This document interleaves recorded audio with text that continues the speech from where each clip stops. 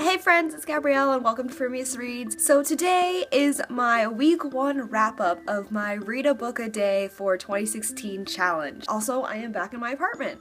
So this is great. I haven't been able to film this week because I've been sick, readjusting to being back in school, and I didn't have my lighting for a while, and it's been really raining and weird here, so it was really dark and just really not the best place to film. But I have finally got my lighting back, and that means that I can actually record now. We're gonna start off with wrapping up the books that I read this week. I read The Martian by Andy Weir, Feed, Deadline, and Blackout by Mira Grant, Poison Study by Maria V. Snyder, Fangirl by Rainbow Roll, Not If I See You First by Eric Lindstrom, Scarlet Cress Winter by Marissa Meyer. Because I've already been doing reviews on all of the books that I listed, I figured I would just pick 3 books to talk about, and I'm going to pick the one that I like the best, the one that I thought was just good, and then the one that I liked reading the least. The best book that I read this week was Feed by Mira Grant. It's a thriller, it's really good, and it's in the future, but it's modern enough. You can recognize aspects of the technology that they use and what we use, and how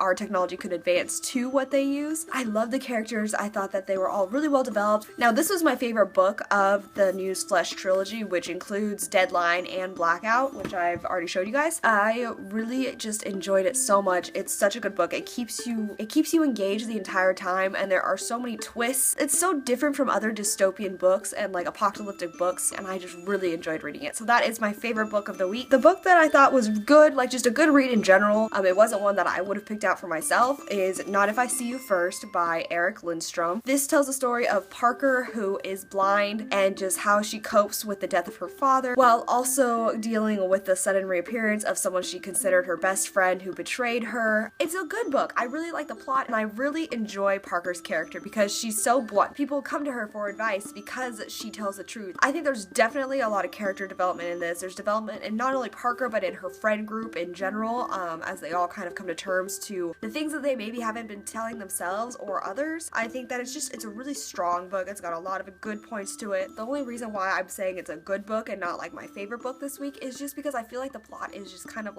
the story in general is kind of just falls into the typical trials that you face in high school. I thought it was a really good story. I really enjoyed reading it, but just the plot was kind of predictable. And Not If I See You First is a really good book, and if you get it, if you see it in stores and it sounds interesting to you, I would definitely pick it up. The cover is amazing too. It's so colorful and pretty. So now we go to the book that I like reading the least out of all of the books this week. That book is Poison Study by Maria V. Snyder. I don't know what it is. I could not get into this book. I tried reading it. It took me at least 2 or 3 times this week to actually get through it, and I finally just sat down and forced myself to read it. It wasn't confusing, but it was just, there was a lot of things that she didn't explain. I liked all the people who appeared in it, but I was more interested in the side characters and their story than I was Yelena's story and how she told it from her point of view.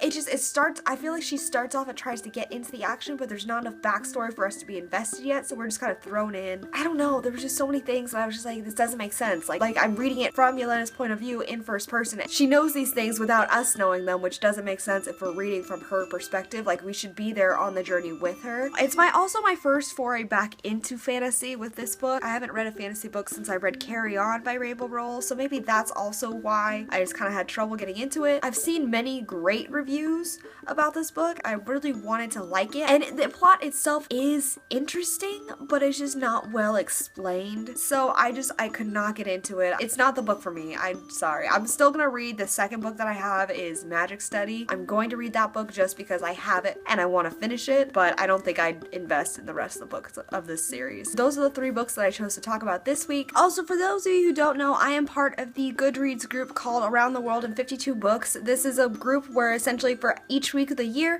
there's a different challenge that you can choose from. You can either go in order or you can choose on your own, and I'm basically going to choose on my own, so I'm going to choose the challenge read a historical fiction book. For this challenge, I am going to choose And Only to Deceive by Tasha Alexander. It's a story set in kind of Victorian England. The main character, Emily, agrees to be married to someone to satisfy her mother, but her new husband dies, and 2 years after his death, she finds his journals, all of which kind of lead her to knowing more about him in general and just kind of the man that he was and how much he really adored her without her knowledge. It just sounds like a really interesting book to me, so I'm very excited to read it. That is all that I have for you guys today, so I hope you guys enjoyed enjoyed this video. Thank you so much for watching. I know it's kind of a longer one. I hope you guys really kind of enjoyed this challenge that I'm doing. It's really fun so far, and I'm kind of been able to keep up and even get a little bit ahead. So I'm really looking forward to just seeing what this week holds. Tell me what you guys think of this video and the books that I've read so far this week in the comments below. But that is all that I have for you guys today, and I will talk to you guys later. Okay,